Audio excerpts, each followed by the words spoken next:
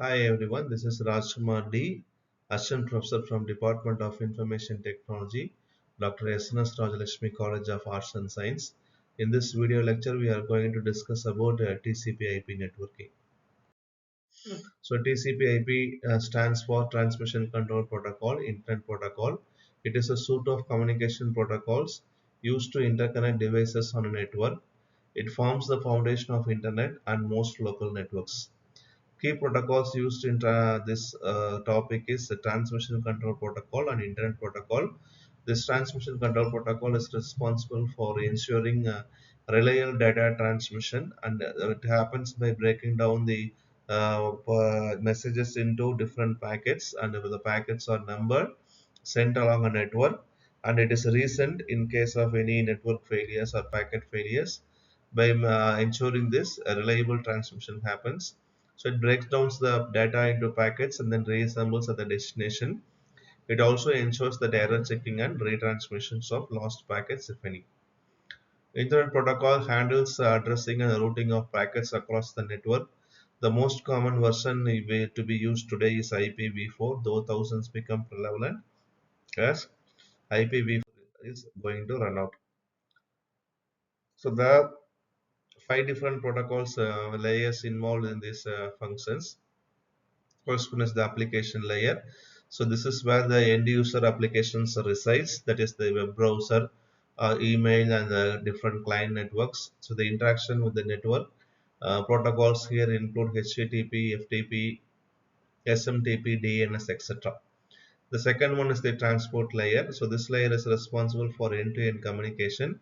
It uses either TCP or DCP, whereas the TCP is providing reliable and connected-oriented communication, whereas the UDP offers faster and connectionless options.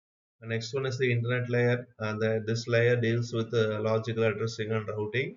So the IP stands for main protocol used here, and it helps the packets to find their way across networks.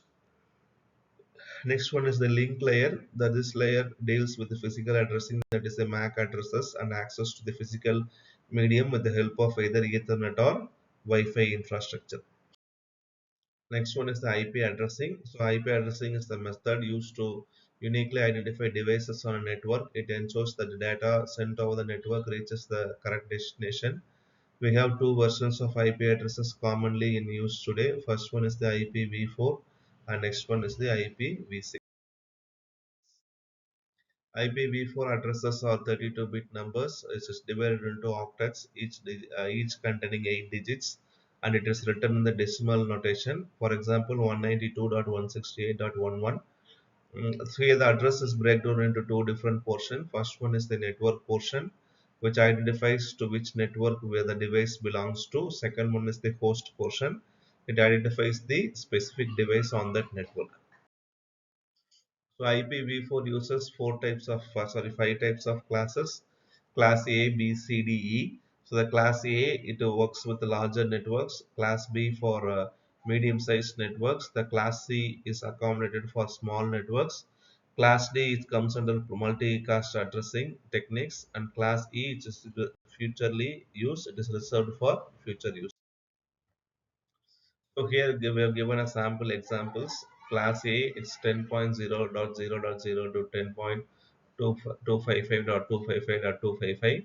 Class B, 172.16.0.0 to 172.31.2525. Here the 25 stands for subnet, as which we'll be discussing later. The Class C, it comes with 192.168 headers. Then what is meant by subnetting? To manage the IP addresses more effectively, larger networks often use subnetting. Subnetting is a process of dividing the entire network into smaller subnetworks. So this is done by borrowing bits from the host portion and creating a subnet mask to define which part of the IP addresses is for network and which part is for the host. Next one is the IPv6. IPv6 was introduced to address the limitations of IPv4, primarily the exhaustion of available IP addresses. It uses 128 addressing scheme. It is written in hexadecimal notation and is separated by columns. So here that contains 8 groups of 4 hexadecimal digits, each group representing 16 bits. So here the address is breakdown into network portion and host portion. So here the global unicast address is being used. They are for the public addresses similar to IPv4 public addresses. Next we have the link local address. It is used for communication with same local network segments unlike IPv4. The key features of this IPv6 is larger address space. So 340 undecillion addresses can be allotted. This IPv6 headers are very simple when compared to IPv4, and the processing is also very easy, and it provides a built-in security feature with the IPv6 encrypting and authenticating the IP traffic.